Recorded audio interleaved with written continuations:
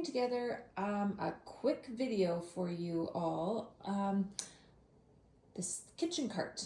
So I am terrible at taking before and after photos, the before photos, but this part of our kitchen island was this color. This is all getting painted out. We're redoing our cabinets, our countertops, and I'm going to take you along for that as well in another video. But we used to just have some plain bookshelves here that were mounted, and we took those off and built this beautiful, I don't even know what you want to call it. It's a kitchen rolling cart. We put beadboard on the end of the island. It will also go on the end of the other part of the island. And then, like I was saying, this will all get painted out. So I want to show you the finish that I'm doing on here. And this beautifully coordinates with our pantry that I haven't shared with you yet. You've caught glimpses of it. I'm going to turn around and show it to you, but that will come in a whole other post. So hold on. Here is a little sneak peek of the kitchen pantry that we built. So we had leftover butcher block that we have put on top of here, and then we use some spindles. Actually, I'll just give you a quick glimpse of how I've styled it for fall. Okay, let's turn back our attention to here. So we had some spindles. These are actually short spindles, and my husband was able to put everything together. We repurposed the shelves that were on there. That's why you see some blue. And we've got some vintage wheels that we were able to put on there. Just ignore the mess. Apparently I need to sweep. So we are going to start by painting this with Fusion Mineral Paints chocolate. Not everything. I'll stain these, but I need to cover up this blue. He sanded it the best he could. So I'm going to paint these brown, and then just for ease, I am staining these. And then I'm going to do a wax treatment in areas, and then I am coming over with some milk paint so we get that pretty chippy feel, like this has been painted like this for years. Of course, the butcher block will stay the same. Sorry, we got disconnected. So let me take you along, and I will just fast forward through all the rest of this. We'll come back in the end and we will style it together. Great.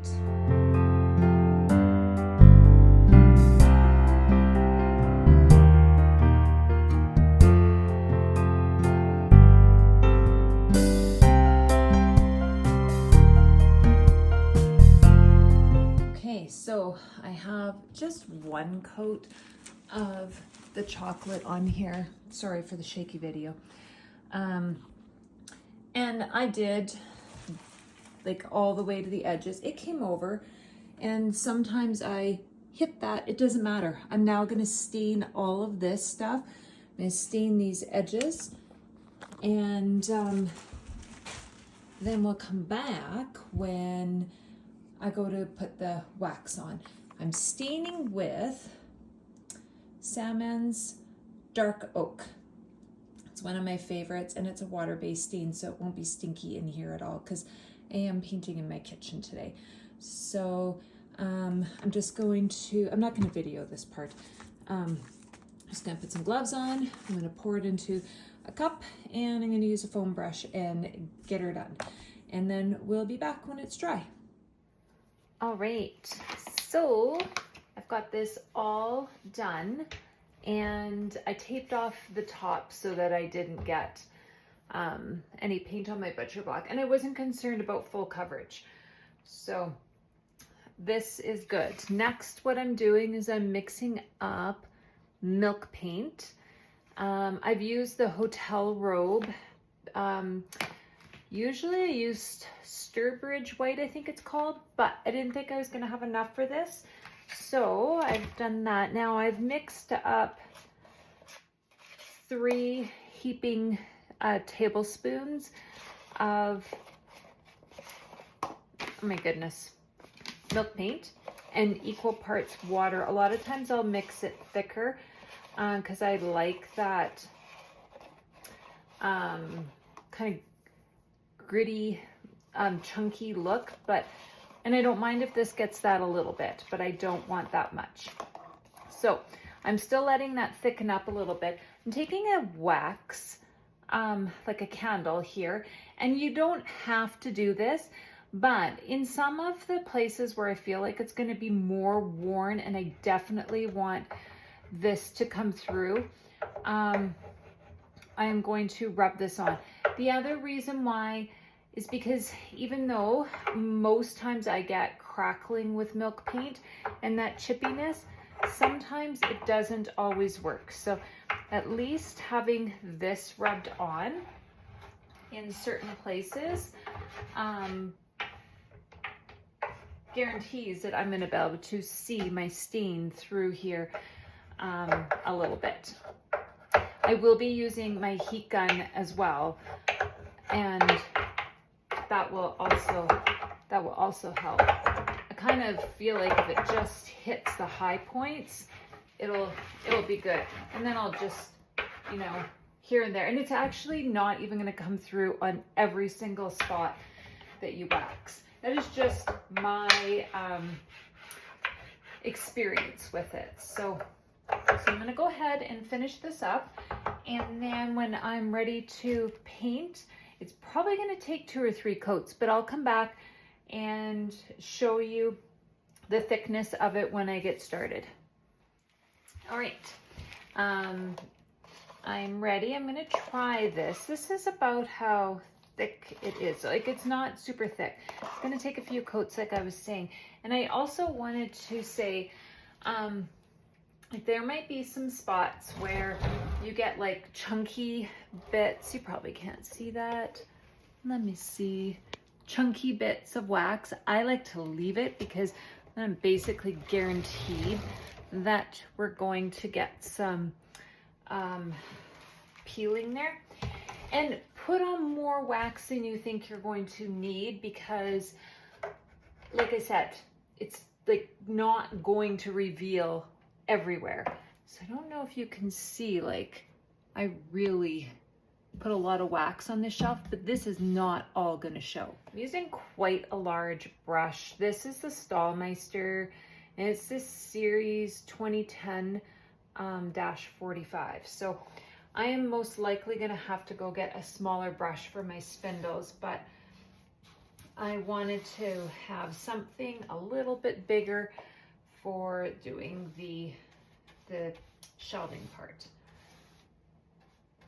Okay, actually this is, I think, you know what, we might be, hopefully, fingers crossed, 2 coats of paint here, because I'm already liking the coverage that I'm getting there. So just finish this little shelf up here and give you a better look.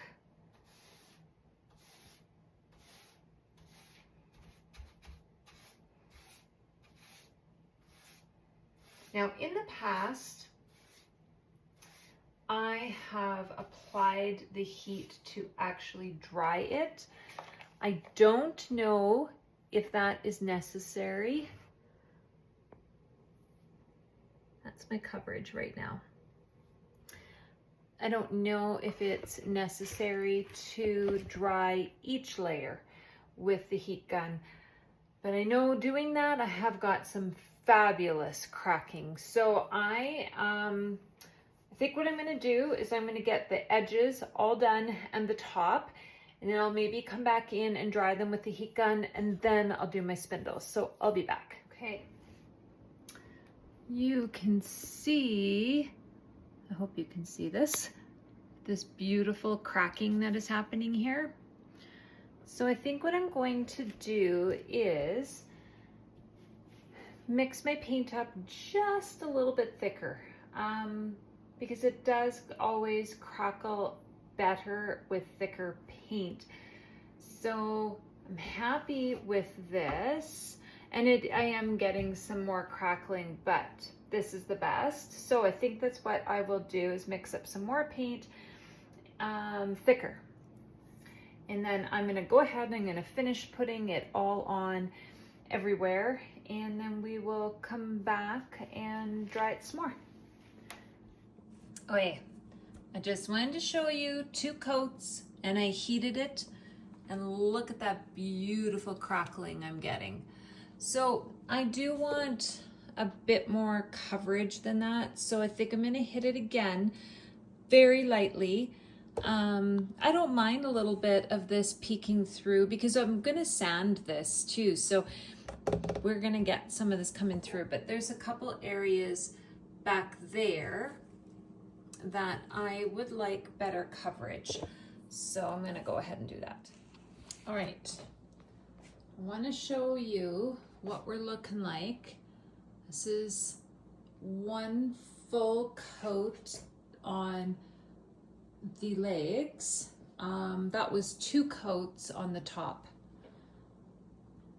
So now what I'm going to do is I have this little plastic scraper from Amazon, and I'm just going to go through and this works much better when you're not holding a phone, but just go through and scrape those little gritty pieces off from the milk paint. And you can start just going over and lightly sanding some bits. So, oh, I have no idea what grit this is. It feels like it might be like a 130, no, sorry, 330 or something, 220 maybe, but anyhow, just go over and start sanding some of those bits off. You can also go through if you want some of those real chippy corners to come with your razor blade, and do the same thing on the legs here. Like that is exactly what I want. Now the thing is though, is I want to put another coat on this, so I am going to go through and do this, but once I start revealing the places like this, I don't want to cover that up with paint. So I will go in and wax like these spots again before I put on my next coat of paint. And then put it on and heat it. And then it should crackle. And then I'll probably go through and just do a little bit of light sanding and making sure that these spots are good and revealed. So I will continue to scrape and sand, and then I'm gonna wax, and then I'm gonna put another coat of milk paint on, and I'll be back. Okay, so I've gone over with a very light scraping and a very light sanding as well. And I'm actually tempted to almost leave it like this, but there's some places that I want a little bit better coverage. So, oh, I also wanted to say that, you know, I don't care if I got milk drips, paint drips. Most times I do. But because I want this to look like it is old and it has many layers of paint on it, I am okay with that. So this is just kind of where we're at. And this is the back side of it. I should probably turn it around and show you the other side.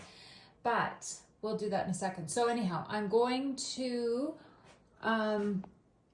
wax the spots that I definitely want to come through again. I'm going to give it another coat of paint. Okay, before I go any further, I just want to show you what my coat is looking like. I didn't want to fully cover, so I did leave some bits and pieces. And sorry, I'm just hitting a couple more spots. But anyhow, I just wanted to show you that I'm not doing full coverage over top of what I did. Now you can. I'm just showing you what I like. Sometimes as it starts to dry, you can come back and you can see, oh, I want to put a little bit more there, but I didn't want to cover all this up.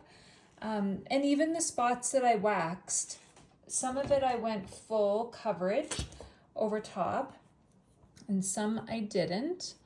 And I'll come back and I'll show you. I'm just gonna take the heat gun to it and show you what it looks like. Actually, let me show you in live action here.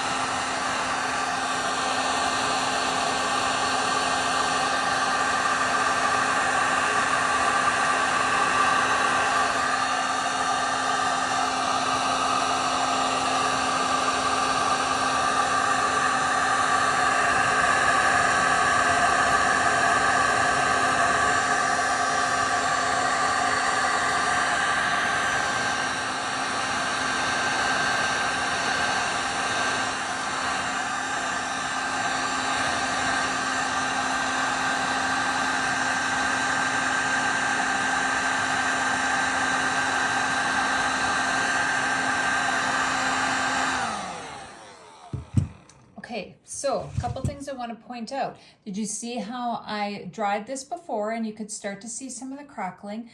And then I left it a little bit and I come back and I get this gorgeous like lifting and peeling. This never did really crackle that great for me to begin with, and that's okay because it's the back. But you can see, oops, sorry, my handheld video skills are not fabulous. So you can see where I've applied it and things are starting to like crackle more. So I'm going to continue along and do this so you can go back and reheat it even some more. And I've had fabulous results doing it like that. And then if you don't want that stuff to chip away, then seal it, don't sand it. But anyhow, we'll come back, we'll chat about all of that. Okay, we've got that coat finished. I haven't done any sanding or scraping at all. I just want to show you where I'm at. You're gonna get to see my mess behind us too. And I am loving this. Okay, I'm gonna do some sanding, some scraping, and I painted the underside brown, but when it's on the floor, you're not gonna see it. So I haven't done anything, sorry, it's out of focus. I haven't done anything under there. I did, however, paint there because I figured you would see that at times. So, all right, I will be back once I'm done sanding and scraping all the little bits off. All right, I'm losing light here really fast, but I am done. Now, the next thing that I'm going to do is seal it. I'm going to use, just gonna walk around so you can see this side of it.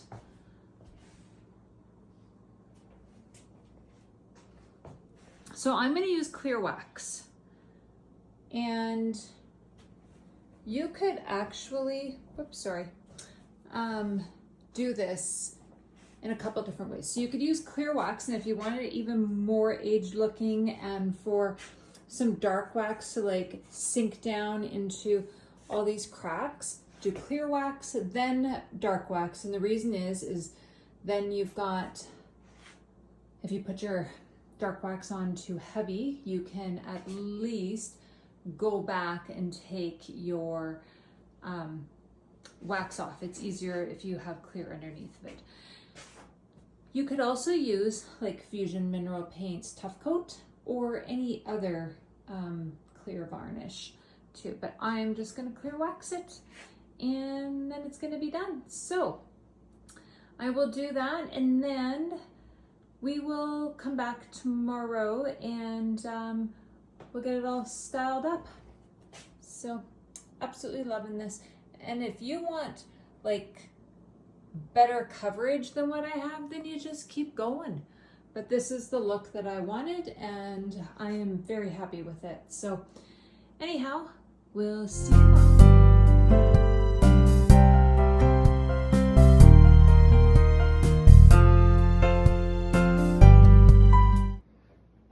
Hey guys, okay, second day, everything is nice and dry and we are going to style this together. So I have a collection of things on the floor here that I'm pretty sure are going in here. I'll change it up, I know, because I'm not 100% sure about some of this, but you'll be able to kind of see how I style things or my thought process, and then if I change things up, I'll post photos like on my Facebook and Instagram for you to see. And my helper is here, he is going to help me. So anyhow, let's turn so you can see this better. And I always kept my cookbooks on the stand that was here before, and I want to put them back there again, but I just don't want the colors of like all the cookbooks to show right now, so I'm going to put them in like this. And I'm using that leg on that side, not going all the way to the back. And I haven't painted this yet because this will get painted when we paint the rest of the island. So I'm not going all the way to the back because I don't want them to hang over too much when we roll the cart out. So I'm going to just put them in like so. And then I found this, it's like a shelf bracket, like a corbel, and it was just raw wood. So I actually painted this yesterday when I was doing this, and it's my